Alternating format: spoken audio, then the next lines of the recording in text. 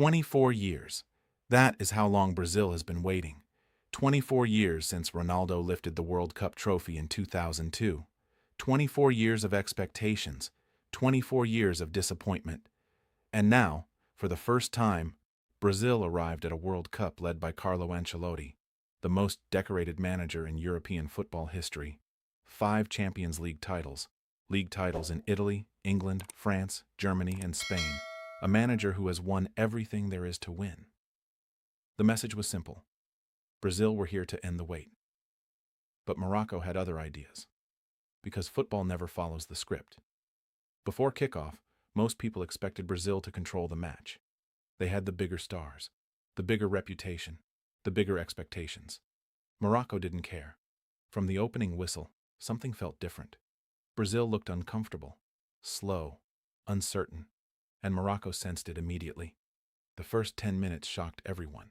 Brazil, 5-time world champions, failed to register a single shot. Not one. Meanwhile, Morocco attacked again and again. 5 attempts inside 10 minutes. The energy, the confidence, the aggression. It looked like a team that truly believed it could win. And that's exactly what made them dangerous. Because Morocco are no longer a surprise. They are no longer a feel-good underdog story. This is the same nation that reached the World Cup semifinals in 2022, the first African nation in history to achieve that feat. Back then, some people called it luck, some called it a miracle. Tonight, Morocco reminded everyone that it was neither. It was quality. It was belief. And in the 21st minute, that belief was rewarded. A perfectly weighted through ball split the Brazilian defense apart.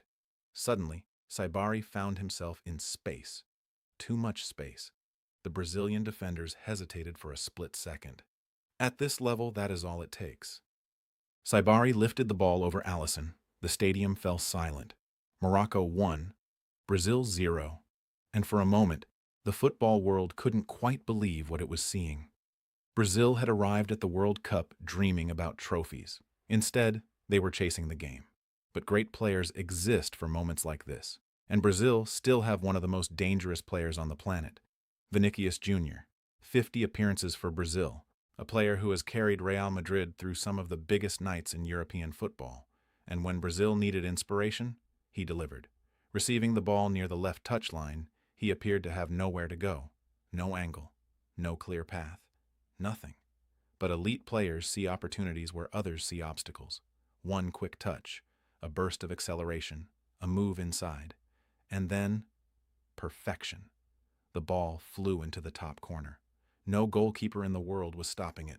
1-1. The Brazilian fans erupted. The pressure disappeared, at least for a while. And here's a statistic that made the goal even more interesting. Before tonight, Brazil had won every match in which Vinicius Junior scored. 8 matches, 8 victories. A perfect record. But football loves breaking records. And tonight was different, because even after equalizing, Brazil never looked completely comfortable. Morocco kept pushing, kept believing, kept creating problems. And as the match entered its final stages, the tension became impossible to ignore. Every pass mattered. Every tackle mattered. Every mistake mattered. Then came the moment that nearly changed everything. Deep into stoppage time, the 99th minute, Morocco launched one final attack. The ball broke loose inside the penalty area. A shot, a save, another shot, another save. Alisson Becker. Twice, in seconds. The Brazilian goalkeeper rescued his team. Without those saves, Brazil would have started their World Cup with a defeat. Instead, they escaped. And that is the word many Brazilian fans are using today. Escaped. After the final whistle, Carlo Ancelotti spoke to the media. Was he satisfied? Not really. And honestly, why would he be? This is Brazil.